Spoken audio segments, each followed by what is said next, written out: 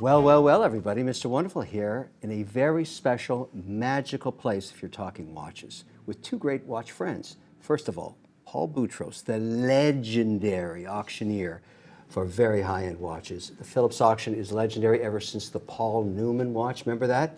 What was that, $17 million? $17.8 million in 2017. Estimates were $3 million? Estimate was in excess of $1 million.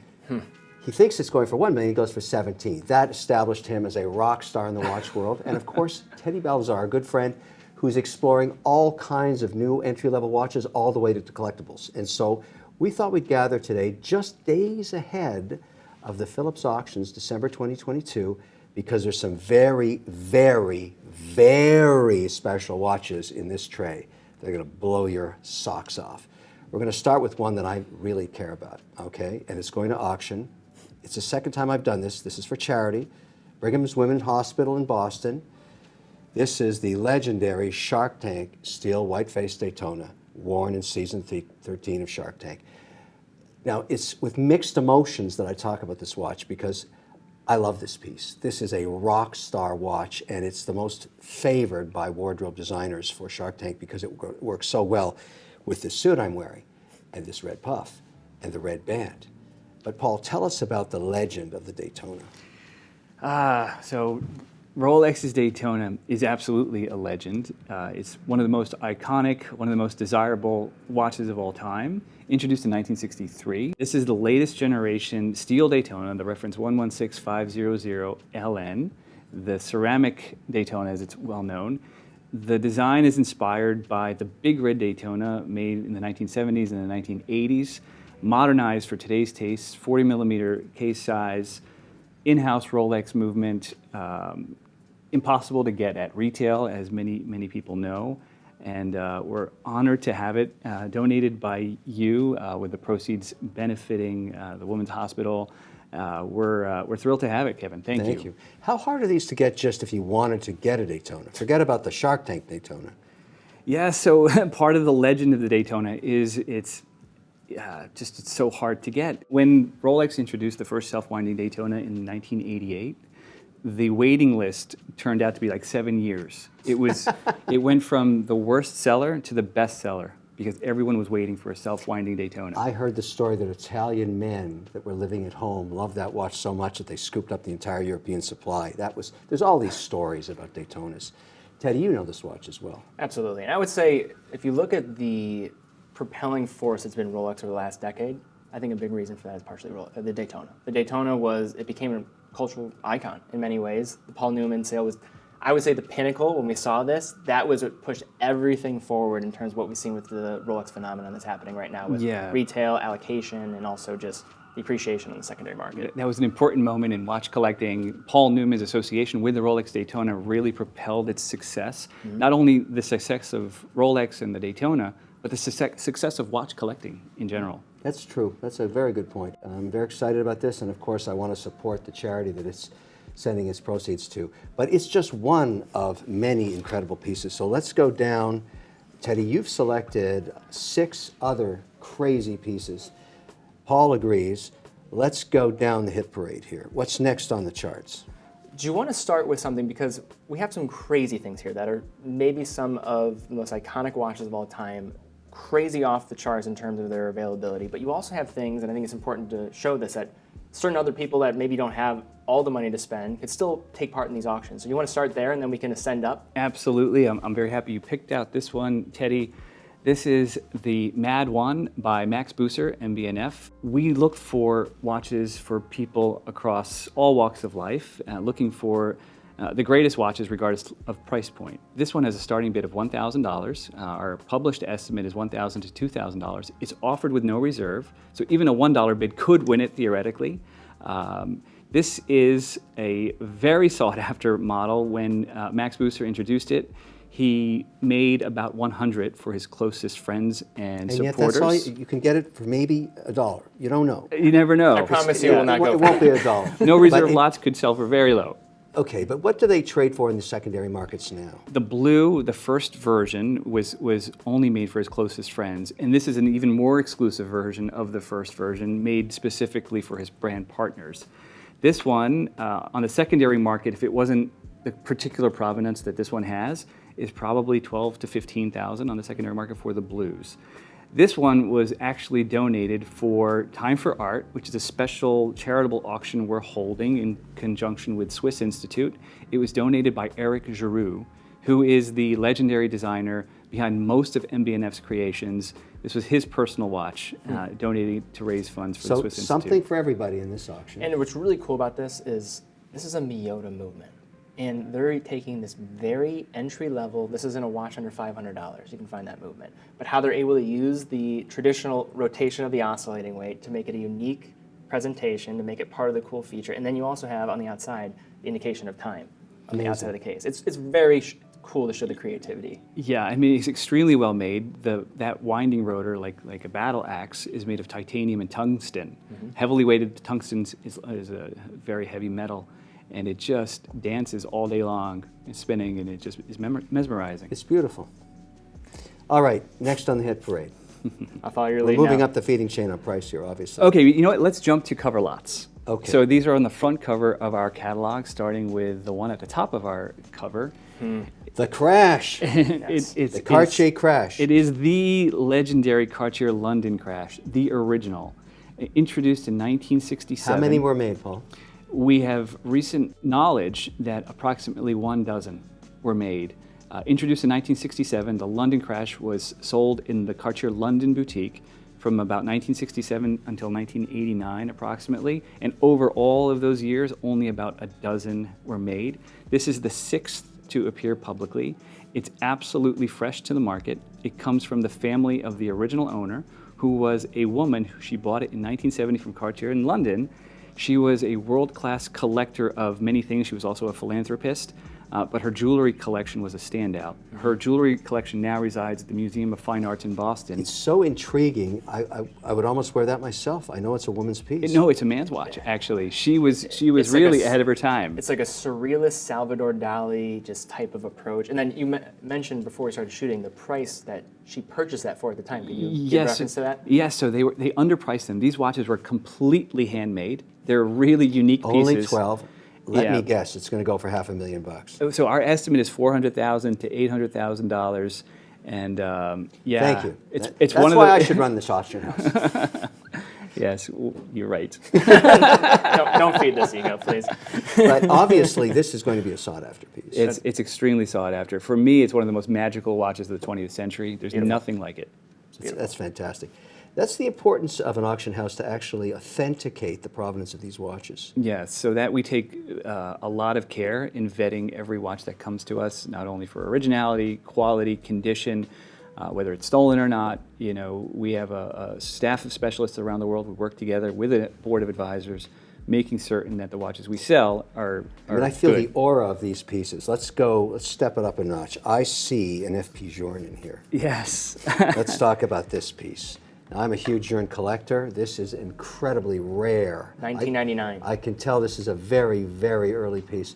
And Paul, there's something interesting with this. It has a spelling error in it. Yes, so exactly. This is a very early Journe piece. It's number 38, made in 1999.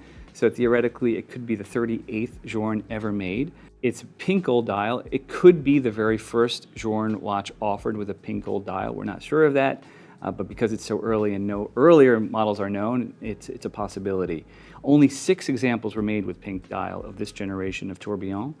The case back has very shallow engravings, a characteristic of the earliest Journes. And as you mentioned, it has a wonderful human error. There's a letter missing in the engraving. It's supposed to spell out INV for invenit in Latin, Here. fecit. Yeah. It's missing the V. It says in.fecit. FP screwed up on that one. You did the same thing on the prototype for the Resonance. That was another issue. It's complete with its original box and guarantee. It's incredible. Going to go for a crazy price, I predict. I think it's going to do well. It's estimated at $300,000 to $600,000. I predict it'll be at the higher end of the range. The Journe fever right now is unprecedented. It really is. It's exploded on the scene. I'm considering it the 4th pillar of watch collecting now after AP, Rolex, Patek. It's just as important. Yeah, he's extremely well loved. His designs really appeal to people around the world, and his vision for watchmaking and his dedication to timekeeping, precision, and accuracy, it's remarkable. All right, let's keep moving here. There's some other extraordinary pieces. Teddy, your choice. I want to talk about the George Daniels. Okay. George Daniels, if you don't know what this is probably the pinnacle of watchmaking for many, many, many collectors. And something unique about Phillips, you've become sort of the nexus for this brand in the secondary market, right? Yeah, so we are. How did that happen? We are longtime advocates of independent watchmakers. We've dedicated chapters in our auction catalogs for years because we believe in independent watchmaking. They're pushing the state of the art of watchmaking design and also aesthetics. In the realm of independent watchmakers, George Daniels is widely considered the godfather of the current independent movement. Yeah. One of the greatest watchmakers of all time, especially Roger 20th Smith. cen- of the 20th century. And without Roger a doubt. Smith owes a lot to him. Yes, and Roger Smith was his mentee, his one and only protege, basically. And this watch is the George Daniels anniversary, made in partnership with Roger Smith. So it was George Daniels' design, and Roger Smith had some input and made them under It's his highly guidance. likely someone who already owns some of his watches is going to go for this. It's possible. Because So- people are collecting verticals of this if they can. Also, to provide context, we're talking about under 50 watches he ever produced. Yeah, so in the handmade world of George Daniels, in his entire lifetime, he made 2 wristwatches, completely handmade by himself, and about 25 pocket watches. So less than 30, Less than in 30 total in by total. himself.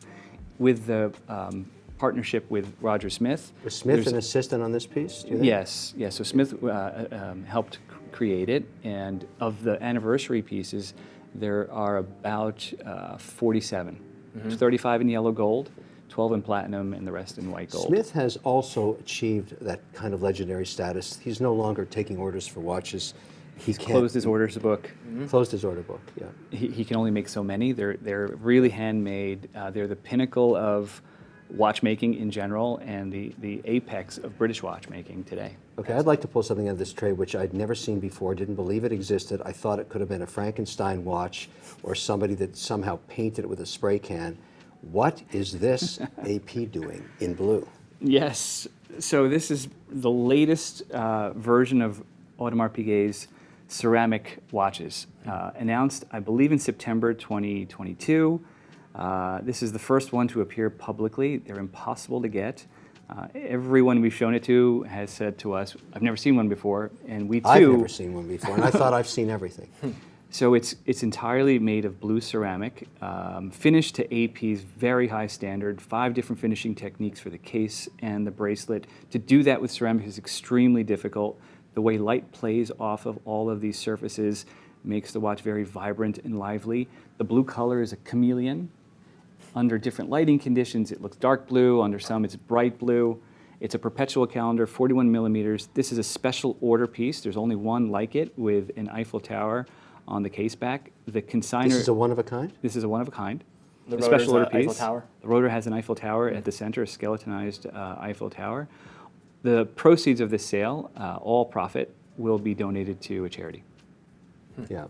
I think this will be generating a lot of buzz because nobody's seen it before, and yet it's a legendary piece. I mean, this is so legendary. I'm going to be interested to see what happens there. All right, Teddy, your turn. There's one left on the table. Patek That's Perpetual chronograph. Now, you cannot go wrong with this piece. Give us the history of this. I mean, collectability, value long term. Yeah. Is And this specifically signed to Yeah. a retailer here in the U.S.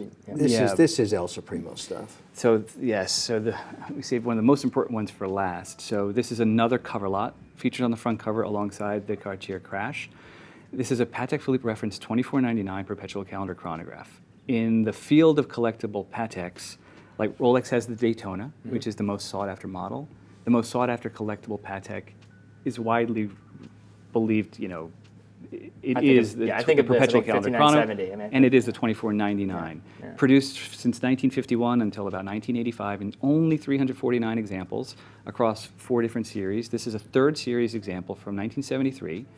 It has dramatic, long, downturned, curved lugs, a very modern case size of about 38 millimeter diameter, perfect for today's tastes. Really bold, beautiful Dauphine hands.